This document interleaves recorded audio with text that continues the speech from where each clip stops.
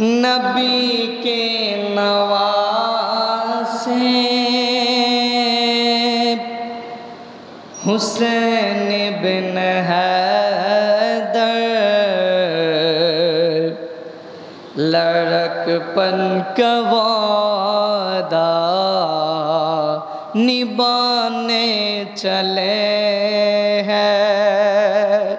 नबी के नवासे हुसैन बिन हैदर लड़कपन का वादा निभाने चले हैं। सुए करबला वो बहादुर को लेकर रज़ाए खुदा से कटाने चले हैं। नबी के नवासे हुसैन बिन हैदर लड़कपन का वादा निभाने चले हैं। उए दुल्द पे देखो शहादत की धुन में चले तय गले कर ओ शेर खुदा की, ओ शेर खुदा की अकेले वेरों की तरफ अल्लाह अल्लाह लेनों की बसी थी मिटाने चले हैं। नबी के नवासे हुसैन बिन हैदर लड़कपन का वादा निभाने चले हैं। हुए घर से निकल कर मदीने के बाहर खरे के रहे हैं।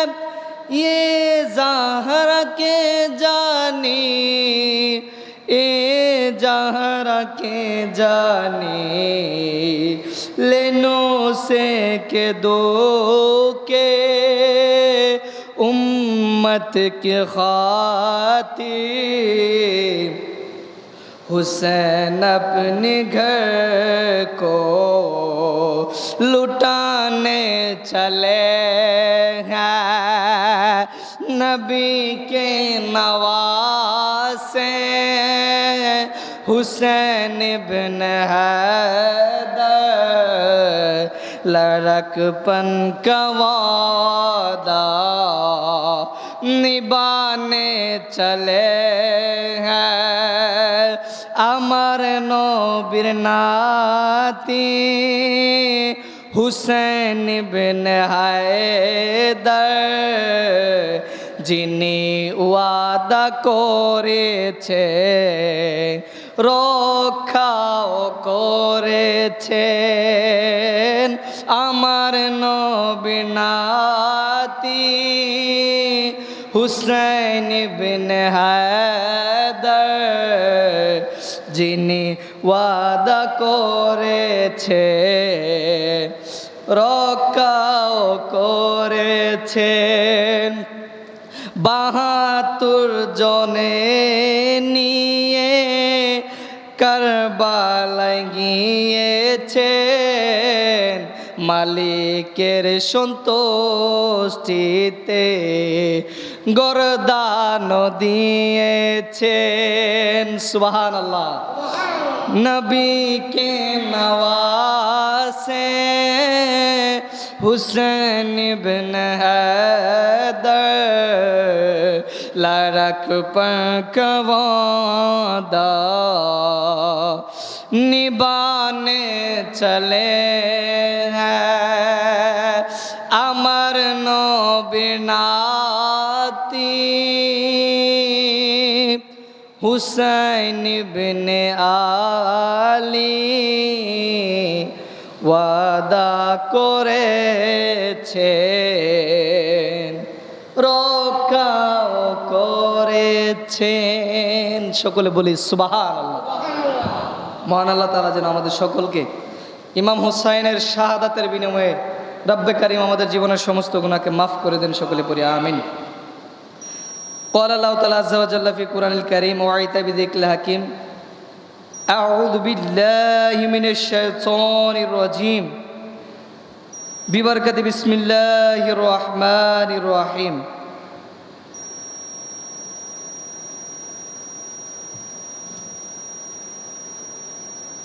أفلا يتدبرون القرآن أم على قلوب أقفالها وأيضا قال الله تعالى فهل عسيتم إن توليتم أن تفسدوا في الأرض وتقطعوا أرحامكم صدق الله المولانا العظيم وصدق رسول النبي الحبيب الكريم الرؤوف الرحيم ونحن على ذلك لمن الشاهدين والشاكرين والحمد لله رب العالمين مولاي ربي صل وسلم وبارك عليه। উপস্থিত সিদ্দিক আকবর শাহী জামে মসজিদের সম্মানিত আরাকানে মসজিদ কমিটি, সম্মানিত মুসল্লিয়ানে কারাম, মুরব্বী বাবারা, যুবক ভাইয়েরা, এই বৈরী আবহাওয়ার মধ্যে যারা এসেছেন, যারা রাস্তায় আছেন, আসবেন বলে নিয়ত করেছেন, সকলকে আন্তরিক ধন্যবাদ এবং মুবারকবাদ জানিয়ে আমি আমার সালাম গুজার করে নিচ্ছি। আসসালামু আলাইকুম ওয়া রাহমাতুল্লাহি ওয়া বারাকাতুহু। আমরা রব্বে কারীমের দরবারে অসংখ্য অগণিত শুকরিয়া গুজার করে নিচ্ছি যে মালিক আমাদেরকে পবিত্র মুহররমের চাঁদের সর্বশেষ জুমা, আগামী জুমা হবে সফর মাসের প্রথম জুমা, তো মুহররমের শেষ জুমা নামাজ আদায় করার জন্য আল মসজিদু বাইতুল্লাহ আসা এবং বসার মতো সুযোগ রব্বে কারীম আমাদের তাকদিরে ভাগ্যে নসিবে লিখে দিয়েছেন। সেই শুকরিয়া তান সকলে একবার মালিকের দরবারে শুকরিয়া আদায় করে পড়ি আলহামদুলিল্লাহ। সম্মানিত উপস্থিতি, আরও শুকরিয়া আদায় করছি যে মালিক মনিব আমাদেরকে মসজিদে আসার পরে দুরুদ ও সালাম পড়ে নাতে মুস্তফা পড়ার, ইমাম হাসানের গুণগান গাওয়ার তৌফিক আমাদের জাবানে মালিক দিয়েছেন। সেই শুকরিয়া দান সকলে আরেকবার উচ্চ সুরে পড়েন আলহামদুলিল্লাহ। সম্মানিত উপস্থিতি, আমাদের আজকের আলোচ্য বিষয় আমি আপনাদেরকে সুবিধার্থে জানিয়ে দিচ্ছি। আমাদের আজকের আলোচ্য বিষয় হচ্ছে কারবালার পর থেকে এজিদের পরিণতি পর্যন্ত, অর্থাৎ এজিদ কিভাবে দুনিয়াতে মরেছে, এজিদের নিয়ে আহলে সুন্নাত ওয়াল জামাতের মতামত কি, বক্তব্য কি, এই সমস্ত বিষয় আজকে আমাদের আলোচ্য বিষয়। তবে আলোচনার প্রারম্ভে একটা বিষয় না বললেই নয়, সেটা হচ্ছে আমরা জানি না মালিক আমাদের উপরে কতটা অসন্তুষ্ট। কেন বললাম এই কথা? কারণ দীর্ঘ 4-5 দিন যাবৎ এমনভাবে বৃষ্টি হচ্ছে, বৃষ্টি আমাদের জন্য কিন্তু রহমত। কথা বলেন ঠিক কিনা? কারণ বৃষ্টির সময় আমরা একটা দোয়া করি, সকলেই করি, আল্লাহুম্মা সাইয়্যিবান নাফিয়ান। অর্থ হলো, আল্লাহ আসমান থেকে যেই রহমতের বৃষ্টিটা দিচ্ছ, সেই বৃষ্টিটা আমাদের জন্য রহমত এবং বরকত হিসেবে দান করে দাও। সুবহানাল্লাহ। আমরা কিন্তু বৃষ্টির সময় দোয়াটা করি, তাহলে বোঝা যায় বৃষ্টি হলো আমাদের জন্য রহমত। কিন্তু গত 4-5 দিন যাবৎ এমনভাবে বৃষ্টি হচ্ছে, আমি মনে করতেছি, আমার মনে হচ্ছে যে মালিক হয়তো আমাদের উপরে অসন্তুষ্ট হওয়ার কারণে মালিকে আমাদেরকে কঠিন পরীক্ষার মধ্যে ফেলতে চাচ্ছেন। আর এই কঠিন পরীক্ষা হলো এই বৃষ্টি।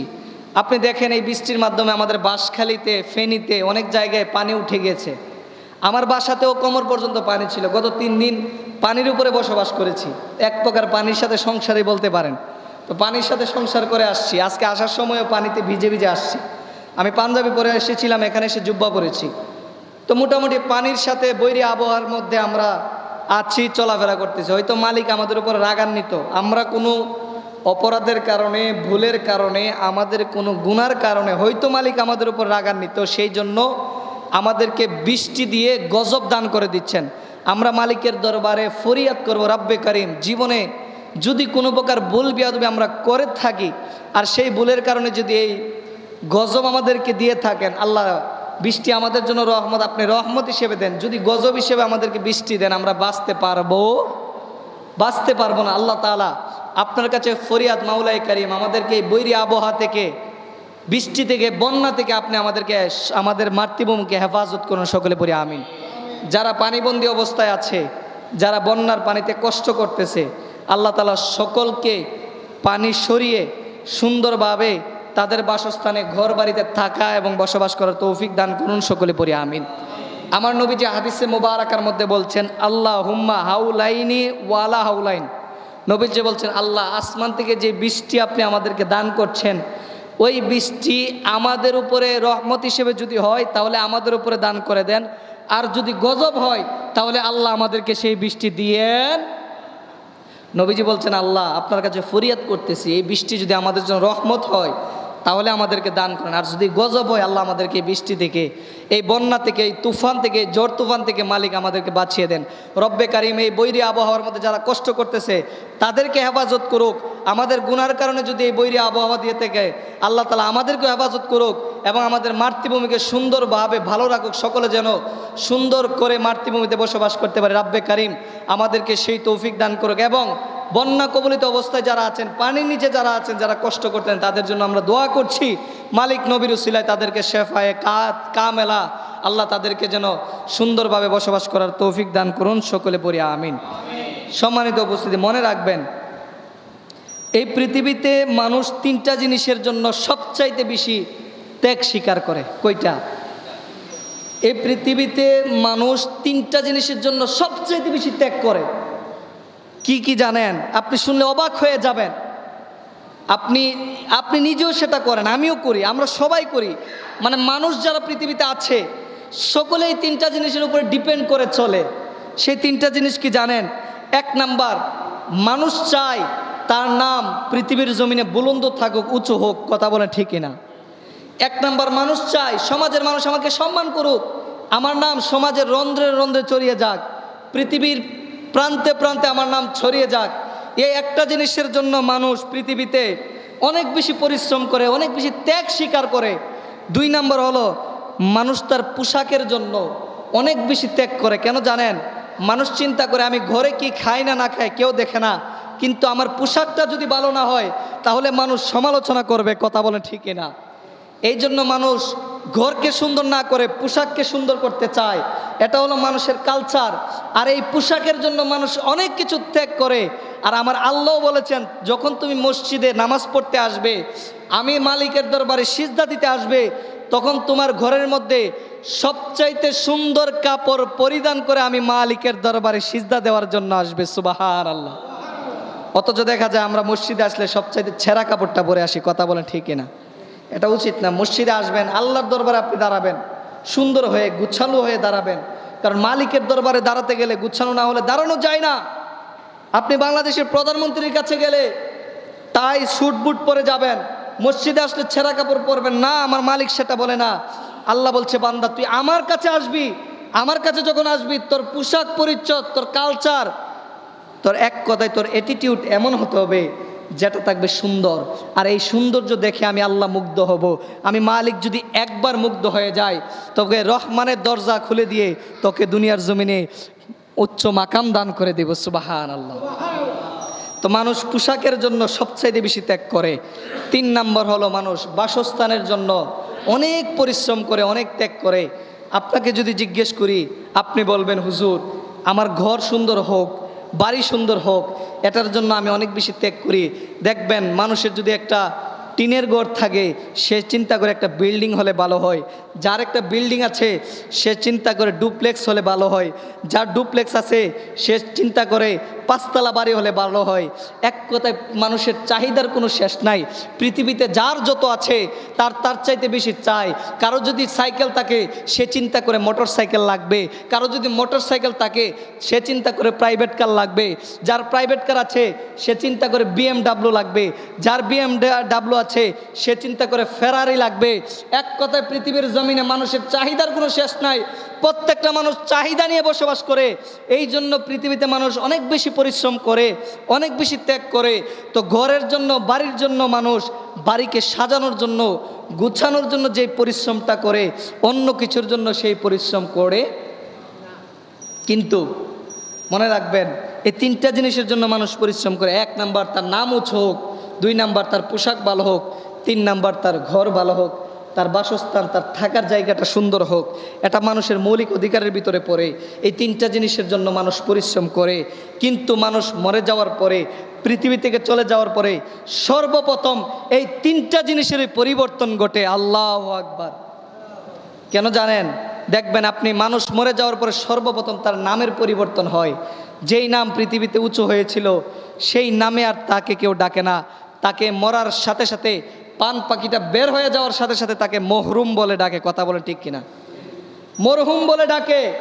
পান পাখিটা যেদিন বের হয়ে যায়, বের হয়ে যাওয়ার সাথে সাথে তাকে মহরুম বলে ডাকে, মহরম বলে ডাকে। তার নাম নিয়ে আর কেউ ডাকে না। তবে নামের জন্য মানুষ এত কষ্ট করলো, মরার সাথে সাথে তাকে মরহুম হয়ে যেতে হলো। 2 নাম্বার, মানুষ পোশাকের জন্য এত কষ্ট করলো, মরার পর সাথে সাথে তাকে 3 টুকরো 5 টুকরো কাফন পরে যেতে হলো। কথা বলেন ঠিক কিনা? সুন্দর পোশাক নিয়ে যেতে পারে নাই। 3 নাম্বার, মানুষ বাসস্থানের জন্য এত পরিশ্রম করলো, ঘর বাড়ির জন্য এত পরিশ্রম করলো, কিন্তু মরার পরে সর্বপ্রথম যে বাসস্থান হয় সেই বাসস্থান হলো মাটির, এবং সেই বাসস্থানের নাম হলো কবর। কথা বলেন ঠিক কিনা? এই জন্য আমি সবসময় একটা কথা বলি, গেট রেডি ফর গ্রবেট। কবরের জন্য নিজেকে তৈরি করেন, কবরের জন্য নিজেকে সাজান। কবরের জন্য নিজেকে সাজাতে পারলে আপনি দুনিয়াতে কামিয়াব। আপনার নাম উঁচু হয়েছে, মরার পরে মরহুম হয়ে গেছেন। আপনার পোশাক ভালো হয়েছে, মরার পরে কাফন পরেছেন। আপনার বাসস্থান ভালো হয়েছে, মরার পরে কবরে চলে গিয়েছেন, কবর আপনার বাসস্থান হয়েছে। এই 3টা জিনিসের জন্য মানুষ কষ্ট করে, আর এই 3টা জিনিসের পরিবর্তন সবার আগে ঘটে। কথা বলেন ঠিক কিনা?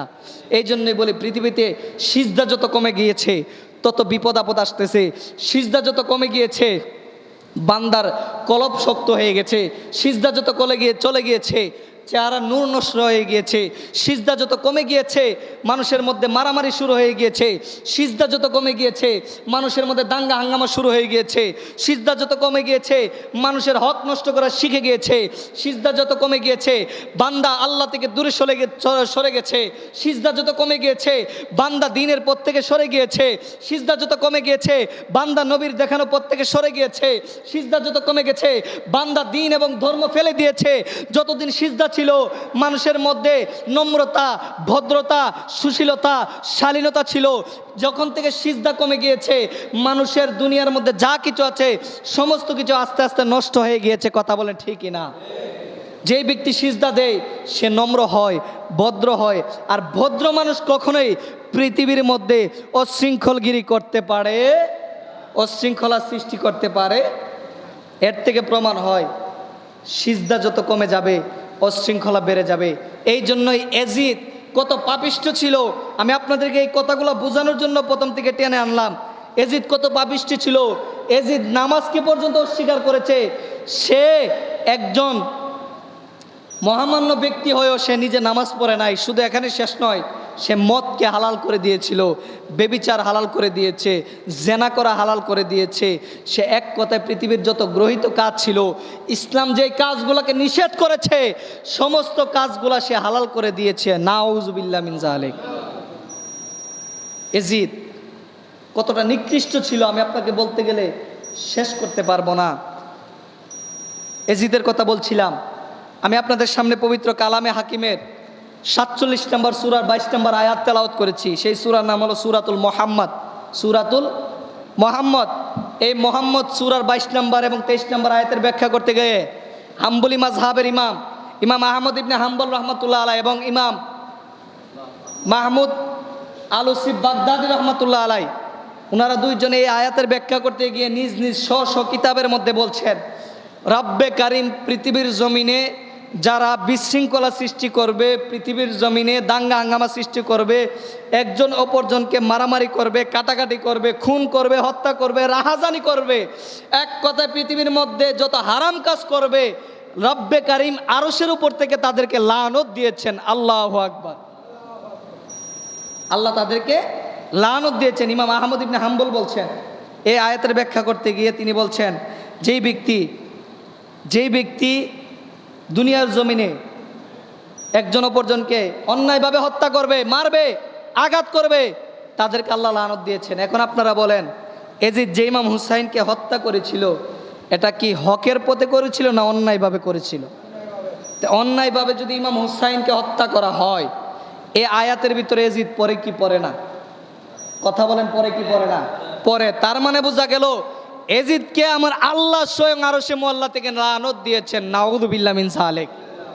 তাহলে আল্লাহ লানত প্রাপ্ত যে এজিদ, সেই এজিদকে যারা আজকের দিনে লানত দিতে চায় না, সেই এজিদকে যারা আজকের দিনে রাদিয়াল্লাহু তাআলা আনহু বলে, আমি বলবো তারাও এজিদের উত্তরসূরি। এজিদ যে জাহান্নামে থাকবে, তারাও সেই জাহান্নামে থাকবে। কথা বলেন ঠিক কি না? আমার নবীর আওলাদ কলিজার টুকরাকে যারা কতল করেছে, হত্যা করেছে, সে কখনো মুসলমান হতে পারে? মুসলমান হওয়ার অধিকার সে রাখে না। এই জন্য সূরাতুল আহজাব আয়াত নম্বর 57 আয়াত ধরে ধরে বলে দিচ্ছি, আমার আল্লাহ বলছেন, যারা আমার হাবিবের সাথে দুশ্মনী করবে, হাবিবকে কষ্ট দিবে, তাদেরকে আমি আল্লাহর লানত, আমার নবীর লানত, সমস্ত মানুষের লানত, ফেরেশতাদের পর্যন্ত লানত দিচ্ছি। নাউযুবিল্লাহ মিন যালিক। তাহলে আমার নবীকে কষ্ট দিলে কে লানত দেয়? আল্লাহ লানত দিচ্ছে। যদি আল্লাহ লানত দিয়ে থাকে, এখন বলেন, ইমাম হুসাইনকে কতল করার পরে আমার নবী কষ্ট পেয়েছেন কিনা? আমার নবী কষ্ট পাইছেন কিনা? পেয়েছেন। তাহলে বোঝা যায় ইয়াজিদের উপরে আল্লাহর লানত, নবীর লানত, ফেরেশতাদের লানত, আমরা মানুষ যারা আছি আমাদেরও লানত আছে। কথা বলেন ঠিক কিনা? কিন্তু আজকে অনেকে বলে যে এজিদের কোনো দোষ না, না, এজিদ একদম নিষ্পাপ ছিল। কিছুক্ষণের জন্য আমিও মেনে নিলাম এজিদ একদম নিষ্পাপ, তার মতো নিষ্পাপ পৃথিবীতে কেউ নয়, আমি মেনে নিলাম। কিন্তু নিষ্পাপ হলেও আমার নবীর বিরুদ্ধে, আমার নবীর আহলে বায়াতের বিরুদ্ধে যারা তলোয়ার তোলে, সে কখনোই নিষ্পাপ হতে পারে? আসেন কিতাব থেকে বলি, আমার মুখের কথা আমি বলবো না। আমি এজিদ সম্পর্কে গত রাত্রে কিতাব পড়েছিলাম। এজিদকে লানতুল্লাহ বলা হয়েছে। কিতাবের মধ্যে এজিদকে লানাতুল্লাহ বলা হয়েছে। আল্লাহ লানত যার উপরে পড়েছে তার নাম হলো এজিদ। তার নাম কি? এজিদ। নমরুদ, ফেরাউন, তাদের মতো এজিদও লানত প্রাপ্ত। কথা বলেন ঠিক না? যারা নমরুদের অনুসারী, ফেরাউনের অনুসারী, তারাই আজকে এজিদ বলে, এজিদকে 100 রাকাত নফল নামাজ পড়ে বলে কথা বলে ঠিক না? যারা এজিদের অনুসারী, নমরুদ ফেরাউনের অনুসারী যারা ছিল, তারাই আজকে এজিদকে রাদিয়াল্লাহু তাআলা আনহু বলে। সম্মানিত উপস্থিতি, অনেকে বলে না এজিদের কোনো দোষ ছিল না। আমি বলবো এজিদের দোষ ছিল না তো দোষ ছিল কার? বলে উবাইদুল্লাহ বিন জিয়াদের। হ্যাঁ, মানলাম উবাইদুল্লাহ বিন জিয়াদের দোষ ছিল, কিন্তু উবাইদুল্লাহ বিন জিয়াদের যে দোষ ছিল, যখন এজিদের শের মুবারক যখন শহীদ করে দামেস্কের মধ্যে নেওয়া হয়েছিল, এজিদের যদি কোনো দোষ নাও থাকতো, তাহলে বর্ষার আগার মধ্যে এজিদের শের মুবারক এরকমভাবে লাগিয়ে 3 দিন পর্যন্ত রাখতো না। কথা বলেন ঠিক না? 3 দিন আমার নবীর আওলাদ ইমাম হুসাইনের দেহ মুবারক থেকে শের মুবারক আলাদা করে, কল্লা মুবারক আলাদা করে বর্ষার আগার মধ্যে লাগিয়ে 3 দিন দামেস্কের রাস্তায় রাস্তায় ঘুরানো হয়েছে। নাউযুবিল্লাহ মিন যালিক। শুধু এখানে শেষ নয়, ইয়াজিদ নিজের হাতে ছুরি দিয়ে আমার নবীর আওলাদ ইমাম হুসাইনের দাঁত মুবারকের মধ্যে খুঁচা দিয়েছে। নাউযুবিল্লাহ মিন যালিক। সেই জায়গায় আমার নবীর এক সাহাবী ছিল, তিনি বলতেছেন, এজিদ, ও এজিদ, আমি বহুবার দেখেছি আমার নবী ইমাম হুসাইনের টুট মুবারকে চুমু দিয়েছে, টুট মুবারক চুষে চুষে খেয়েছে। আমি বহুবার দেখেছি আমার নবী ইমাম হুসাইনের টুট মুবারকে স্পর্শ করেছে। আমি বহুবার দেখেছি আমার নবী ইমাম হুসাইনের টুট মুবারকে স্পর্শ করে চুমু খেয়ে চুষে চুষে খেয়েছে। আমি বহুবার দেখেছি। আমার নবী তৃষ্ণা মিটিয়েছেন। ও এজিদ, আজকের দিনে তোর কাছে আমার ফরিয়াদ, এইভাবে আমার নবীর আওলাদকে কষ্ট দিস না। আমার নবীর আওলাদ ইমাম হুসাইনের শের মুবারকের মধ্যে ছুরি দিয়ে আঘাত করিস না। নাউযুবিল্লাহ মিন যালিক। ওই সাহাবী ওই দিন বারবার এজিদকে নিষেধ করার পরে এজিদ থামে নাই। সে তলোয়ার দিয়ে আমার নবীর আওলাদ ইমাম হুসাইনের দাঁত মুবারকের মধ্যে বারবার আঘাত করেছিল। নাউযুবিল্লাহ মিন যালিক। এখন আমি ধরে নিলাম যে এজিদের কোনো দোষ ছিল না, এজিদে অনুমতি দেয় নাই, হুকুম দেয় নাই। যদি এজিদে হুকুম নাও দিয়ে থাকে তাহলে এজিদ 3 দিন আমার নবীর আওলাদের সার মোবারক বর্ষার আগায় লাগিয়ে রাখতো এবং আমার নবীর হুসাইনের আওলাদ হুসাইনের দাঁত মুবারকের মধ্যে চুরি দিয়ে আঘাত করত। কেউ যদি কারো প্রতি বিদ্বেষ না থাকে সে কখনো তাকে কি থাপড় মারবে? আপনি বলেন, আপনার সাথে যদি আমার শত্রুতা না থাকে বা বিদ্বেষ না থাকে, আপনার প্রতি যদি আমার ঘৃণা না থাকে, আমি কি আপনাকে কখনো থাপ্পড় মারতে যাব? আমার দরকার আছে? যাব না। তাহলে এর থেকে প্রমাণ হয় এজিদের সরাসরি ইমাম হুসাইনের শাহাদাতের পিছনে হাত ছিল। কথা বলেন ঠিক কিনা? এখন আসেন দলিল দেই, কিতাব থেকে প্রমাণ করি। মুখের কথায় আমরা সুন্নিরা কথা বলি, আস্তে করে বলেন বলি। উবাইদুল্লাহ বিন জিয়াদ নিজে বলতেছে যে এজিদকে হত্যার হুকুম দিয়েছিল ইরাকের গভর্নর, যাকে এজিদ গভর্নর বানিয়েছিল। উবাইদুল্লাহ বিন জিয়াদ নিজে বলছেন কিতাবের মধ্যে, কিতাব আমার মোবাইলে আছে, কিতাবের মধ্যে বলছেন আম্মা কতালিল হুসাইনা ফাইন্নাহু আশারা ইলাইয়া ইয়াজিদা বিকাতলিহি আও কাতলি ফাখতারাইতু কাতলিহি।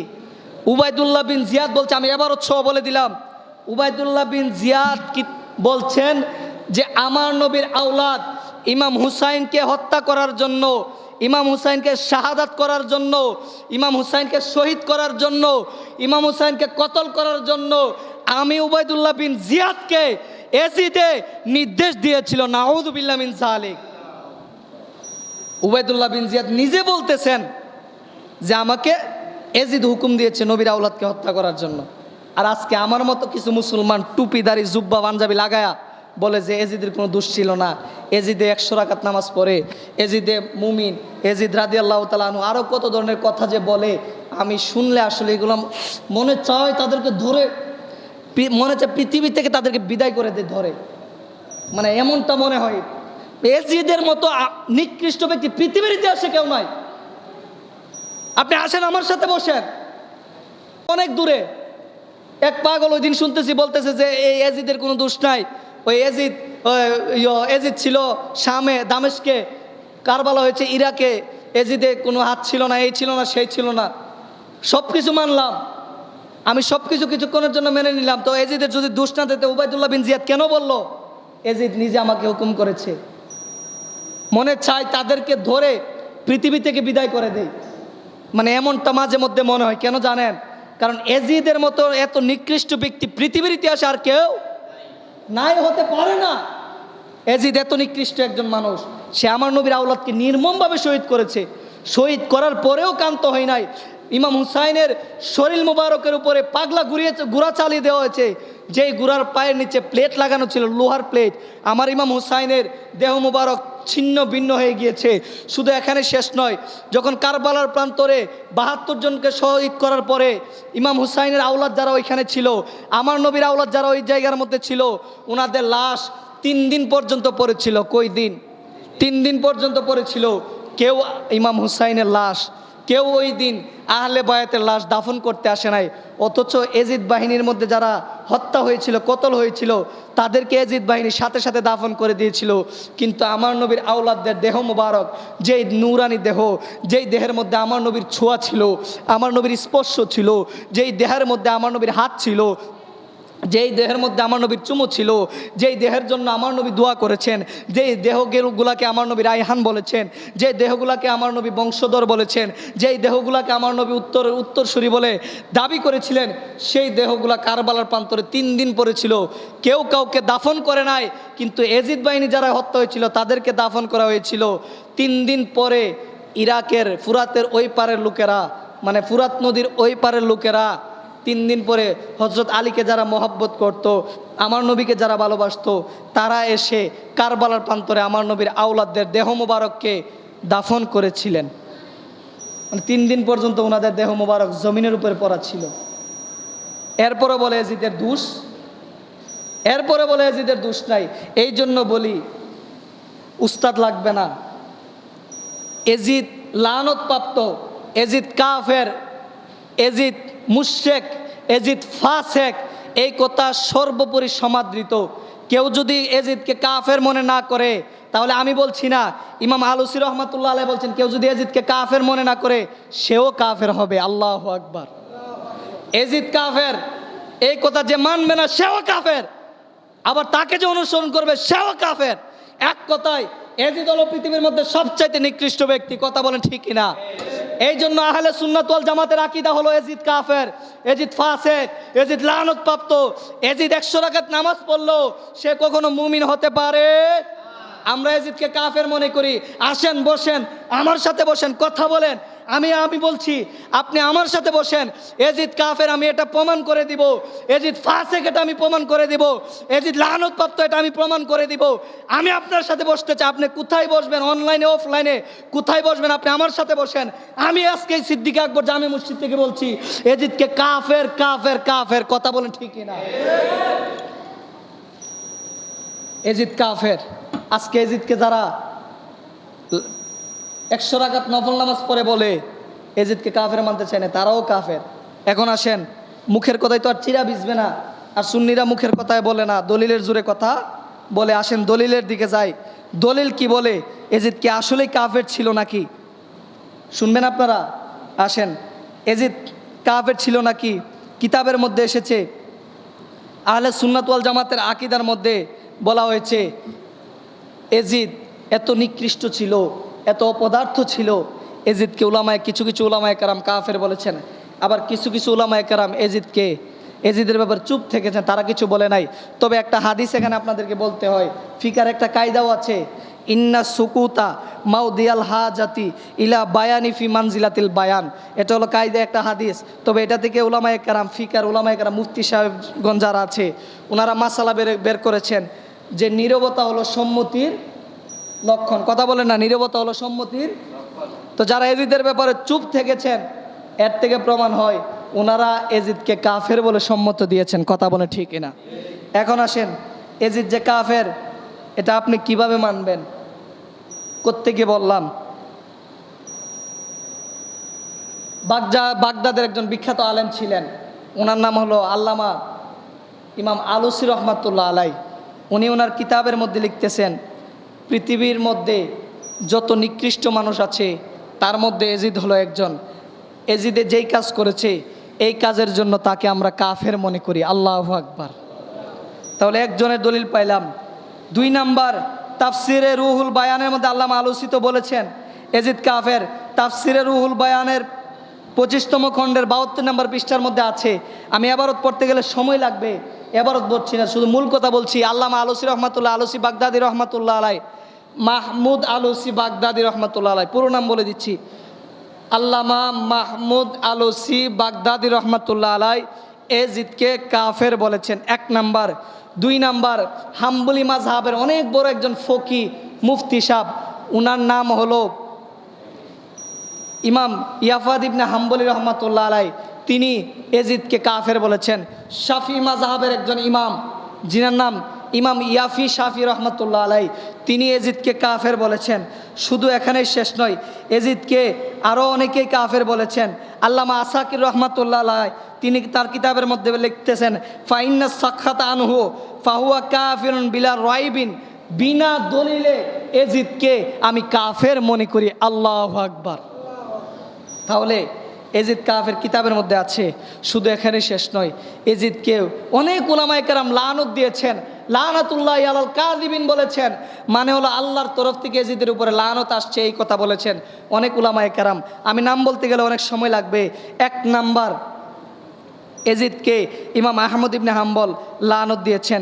2 নাম্বার, আল্লামা আলুসি রহমাতুল্লাহ আলাই এজিদকে লানত দিয়েছেন। ইমাম জালালউদ্দিন সুয়ুতি তার কিতাব তারিখুল খুলাফার মধ্যে এজিদকে লানত দিয়েছেন। খাসায়েসুল কুবরার মধ্যে এজিদকে লানতুল্লাহ বলেছেন। শুধু এখানে শেষ নয়, শাহ ওলিউল্লাহ মুহাদ্দিস দেহলভী এজিদকে লানত দিয়েছেন। শুধু এখানে শেষ নয়, ইমাম আব্দুল হক মুহাদ্দিস দেহলভী জজবুল কুলুবের মধ্যে, মিফতাহুল কুলুবের মধ্যে, 2টা কিতাবের মধ্যে এজিদকে লানত দিয়েছেন। আজকে যারা হাদিসের সনদ নিয়ে নিজেকে মুহাদ্দিস দাবি করে, আজকে যারা হাদিসের সনদ পেয়ে নিজেকে মুহাদ্দিস বলে, তাদের মধ্য থেকে তারা যাদেরকে মুহাদ্দিস মনে করে, এক কথায় ভারতীয় উপমহাদেশে যার সনদ কেটে দিলে হাদিসের সনদ কেটে যাবে, তিনি হলেন আব্দুল হক মুহাদ্দিস দেহলভী রহমাতুল্লাহ আলাই। ওই আব্দুল হক মুহাদ্দিস দেহলভী রহমাতুল্লাহ আলাই এজিদকে লানত দিয়েছেন। জুরে সরি বলি আল্লাহু আকবার। তো অসংখ্য উলামায়ে কেরাম এজিদকে লানত দিয়েছেন। বলতে গেলে অনেক সময় লাগবে, আমি মূল কথায় আপনাদেরকে আসি, সেটা হচ্ছে এজিদ লানত প্রাপ্ত। আজকে উমর ইবনে আব্দুল আজিজের মতো একজন ব্যক্তি যদি থাকতো, যাকে ইসলামের ইতিহাসে দ্বিতীয় উমর বলা হয়, উমর ইবনে আব্দুল আজিজ রহমাতুল্লাহ আলাই, উনার সামনে একদিন এক লোক এজিদকে রাদিয়াল্লাহু তাআলা আনহু বলেছিলেন। কি বলেছিলেন? রাদিয়াল্লাহু তাআলা আনহু বলেছিলেন। উনি এই কথা শোনার পরে ওই লোককে ডেকে এনে একটা নয় দুইটা নয় 20টা বেতের আঘাত করেছিলেন। আল্লাহু আকবার। আজকে আমরাও বলি, উমর ইবনে আব্দুল আজিজের মতো ব্যক্তি যদি পৃথিবীর জমিনে থাকতো, আমাদের এই বাংলাদেশে থাকতো, তাহলে এজিদকে কেউ রাদিয়াল্লাহু তাআলা আনহু বলার সাহস পাইতো না। এজিদ 100 রাকাত নামাজ পড়ে এই কথা বলার সাহস পাইতো না। এজিদ ভালো মানুষ ছিল এই কথা বলার সাহস পাইতো না। ইমাম হুসাইনের শাহাদাতের মধ্যে এজিদের কোনো হাত ছিল না এই কথা বলার সাহস পাইতো না। কারণ তাদেরকে যদি শাস্তির আওতায় আনা যেত, তাহলে তারা অবশ্যই এজিদের পক্ষপাতিত্ব বাদ দিত। কথা বলেন ঠিক কিনা? আজকে উমর ইবনে আব্দুল আজিজের মতো ব্যক্তি নাই বলে এজিদের পক্ষপাতিত্ব করছে। কথা বলেন ঠিক কিনা? এর থেকে প্রমাণ হয়, যারা এজিদের পক্ষপাতিত্ব করবে তারা কখনোই ইমানদার মুমিন মুত্তাকি মুসলমান হতে পারে না। এজিদও কাফের, তারাও কাফের। এজিদ যে জাহান্নামে থাকবে, তারাও সেই জাহান্নামে থাকবে। যারা আমার সাথে এজিদ কাফের নয় এই কথা নিয়ে বসতে চায়, আমি রাজি আছি। আসবেন, বসবেন, আমার সাথে কথা বলবেন, আমি আপনাদের সাথে কথা বলবো। এজিদ কাফের কাফের কাফের। কথা বলেন ঠিক কিনা? এখন আসেন, এই এজিদ আমার নবীর আওলাদকে তো হত্যা করেছে, শহীদ করেছে, আপনারা সকলে জানেন। এজিদের পরিণতিটা একটু জানা দরকার আছে না? এজিদ কিভাবে মরেছে? আলোচনার সময় শেষ, 20 হয়ে গেছে, আমি দেখতেছি আর 2-3 মিনিটের ভিতরে শেষ করে দেবো। এজিদের পরিণতিটা আপনাকে বলি, সারা জীবন শুধু হুসাইনের ওয়াজ শুনলেন, এজিদ কিভাবে মরছে এটাও তো জানা দরকার। সে যে লানত পাইছে আল্লাহর দরবার, এটা জানা দরকার না? আমাদের জানা দরকার। আসেন জেনে নেই। 1 নম্বর মতামত, 2টা মতামত আছে, বর্ণনা আছে। 1 নম্বর মতামত হলো, এজিদ 63 হিজরিতে আমার নবীর আওলাদকে কতল করেছে। 61 হিজরিতে, 63 হিজরিতে এজিদ পাহাড়ের মধ্যে গেল, মানে জঙ্গলের মধ্যে গেল শিকার করবে বলে। কি করবে বলে? শিকার করবে বলে। শিকার করার জন্য যখন সে জঙ্গলের মধ্যে গেল, জঙ্গলের মধ্যে যাওয়ার পরে একটা হরিণ দেখতে পেল, অনেক সুন্দর একটা হরিণ। তো তার সাথে তো সাঙ্গপাঙ্গ ছিল, আরও লোকজন ছিল।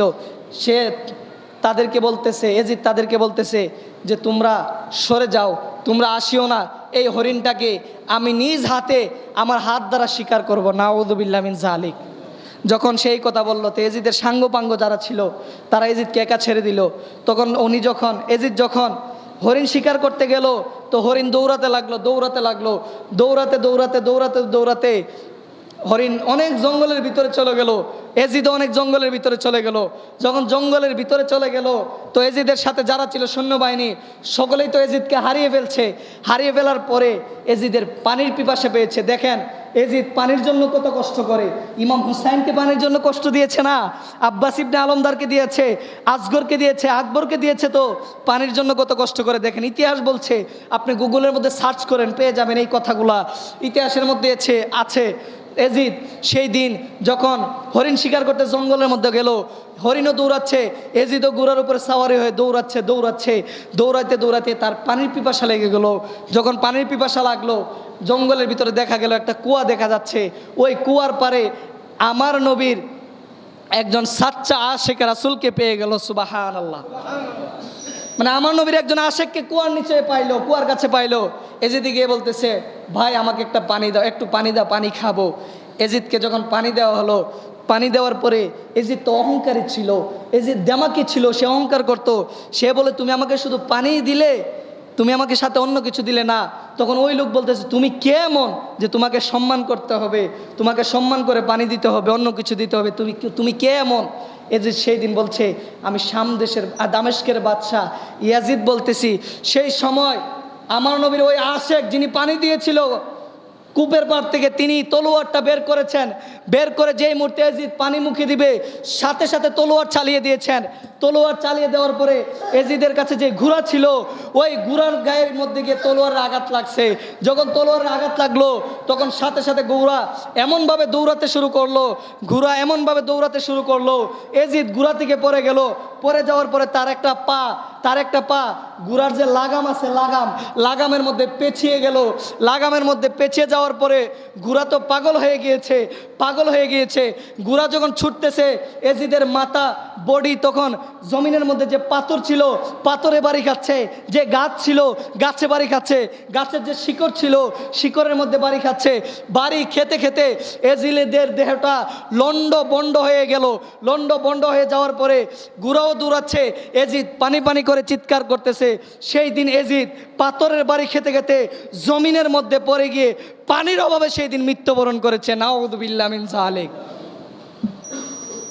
এই হলো এজিদের পরিণতি। এটা হলো একটা বর্ণনা। 2 নাম্বার বর্ণনা হলো এজিদ তো মদ পান করতে অনেক বেশি, শরাবী ছিল। সে মদ পান করতে করতে একদিন অনেক বেশি মদ পান করে ফেলেছে, ঘুমিয়ে গিয়েছে। পরের দিন সকালবেলা যখন তার সঙ্গীরা গিয়ে তাকে ডাকতেছে, এজিদ আর কোনো সারা শব্দ দিচ্ছে, নাড়াচাড়া হচ্ছে না। তখন সকলে বুঝতে পারলো যে এজিদ দুনিয়া থেকে বিদায় নিয়েছে, মারা গিয়েছে। এজিদের চেহারাটা, কিতাব বলছে এজিদের চেহারাটা এত কালো হয়েছিল, এত কুচকুচে হয়েছিল এজিদের চেহারা, যে এজিদকে দেখে ওই দিন মানুষ ভয় পেয়ে গিয়েছিল। নাউযুবিল্লাহ মিন যালিক। শুধু এখানে শেষ নয়, শেষ করে দিচ্ছি। আব্বাসীয়রা যখন ক্ষমতায় আসলেন, আমি কিন্তু ইতিহাসের ছাত্র, আপনারা জানেন কিনা আমি ইতিহাসের ছাত্র, ইতিহাস নিয়ে আমি অনার্স মাস্টার্স করেছি।